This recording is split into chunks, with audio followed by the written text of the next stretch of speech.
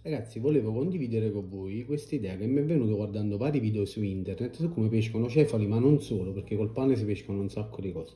Praticamente la semplice siringa Pick Indolor con un taglio davanti e una fessura laterale, non so se si vede, eccola qua.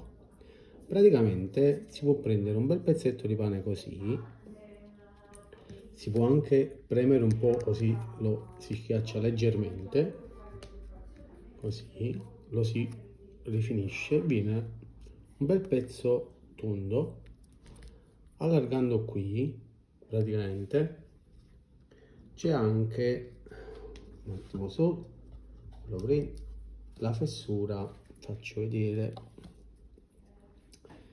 per l'amo, praticamente si mette nella fessura fatta apposta, così, e poi senza rovinarlo si può spingere fuori così, vedete? Io poi ho visto che praticamente facendo in quest'altro modo, girando l'amo e mettendolo dentro di nuovo, così, faccio vedere, praticamente nel bicchiere d'acqua si gonfia e resta un bel pezzo e non si toglie dall'amo.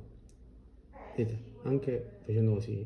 La cosa bella è che nel frattempo il pezzo si gonfia e resta morbido per la bocca del cefalo o della carpa, ma anche saraghi. Eh? Magari può servire a qualcuno di voi.